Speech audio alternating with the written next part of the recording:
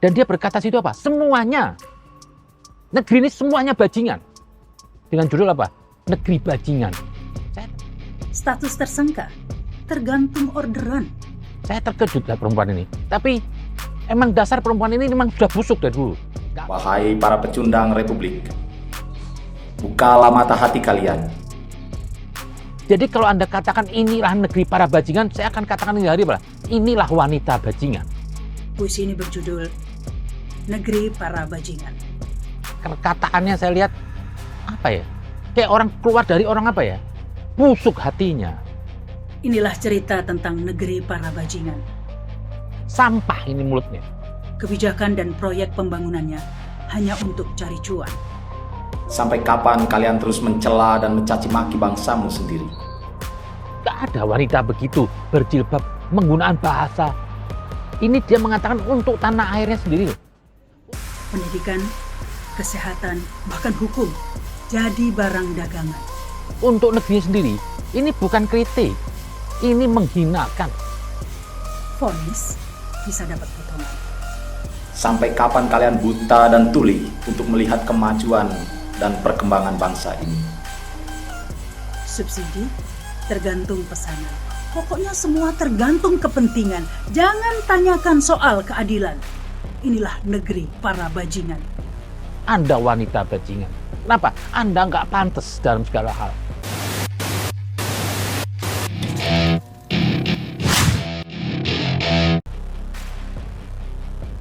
Inilah puisi Negeri Para Bajingan karya Rahma Sarita, sindir pemerintah dan tuai kontroversi. Presenter Rahma Sarita belum lama ini membuat geger seluruh Indonesia dengan karya puisinya. Puisi yang berjudul Negeri Para Bajingan ini sukses menyita perhatian banyak kalangan dan menjadi kontroversi tersendiri. Karena isinya yang menyindir pemerintah itu, seketika banyak pihak yang tidak terima terhadap puisi tersebut. Dilansir kilat.com dari YouTube viral peristiwa pada Minggu 13 Agustus 2023, inilah isi puisi karya Rahma Sarita yang kontroversial itu. Caleg PDI Perjuangan, Ferdinand Hutahian murka dengan puisi yang dibacakan oleh mantan presenter Rahma Sarita. Puisi itu berjudul Negeri Para Bajingan. Dalam puisinya Sarita mengkritik sejumlah kebijakan pemerintah dari pembangunan infrastruktur hingga masalah hukum yang bisa dijual belikan.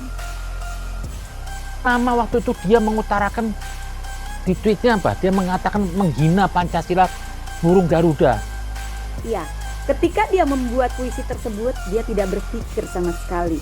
Saya heran, kok ada orang wanita menghinakan tuh alasan katanya itu satir. Dia makan, dia tidur, dia mencari nafkah, dia hidup, bahkan dia BAB pun di tanah Ibu Pertiwi. Tidak ada satir. Kalau misalkan saya katakan keluarga Anda tuh keluarga bajingan. Ternyata dia krisis moral dan miskin akhlak. Tapi di sini Anda menggunakan kata apa? Negeri para bajingan. Ini saya perhatiin kata-kata Anda dalam video itu, Anda mengatakan semuanya loh. Indonesia ini dipenuhi oleh orang-orang bajingan, tidak cocok untuk kehidupanmu. Indonesia ini dipenuhi oleh orang-orang bajingan, lebih baik Anda pulang ke negeri Anda. Bawa sanak famili Anda, bawa teman-teman Anda. Anda duduk sama siapa? Anda emang sekubu dengan Rocky Gerung. Dan saya tahu kubu Anda ini semua. Ferdinand mengatakan Indonesia negara yang damai dan mempunyai budaya dan adab tinggi, sehingga tak pantas disebut negeri para bajingan. Ada banyak bajingan terutama di Yaman, makanya negaranya hancur. Beda dengan negeri ini, Nusantara yang gemah ripah Lojinawi, negeri yang adab dan budayanya tinggi. Ujar Ferdinand Hutahian di Twitternya @ferdinand_mpu, dikutip pada Senin 14 Agustus 2023.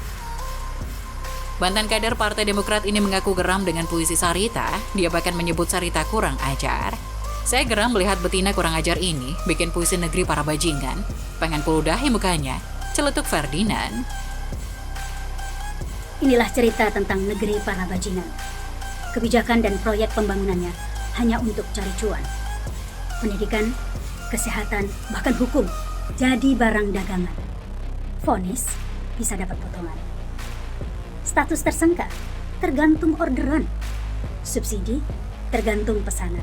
Pokoknya semua tergantung kepentingan. Jangan tanyakan soal keadilan. Inilah negeri para bajingan. Pejabatnya banyak yang korupsi. Sepertinya sudah tuman. Transaksi janggal ratusan triliun tinggal kenangan. Inilah cerita tentang negeri para bajingan. Utang jadi andalan, tanah air pun digadaikan.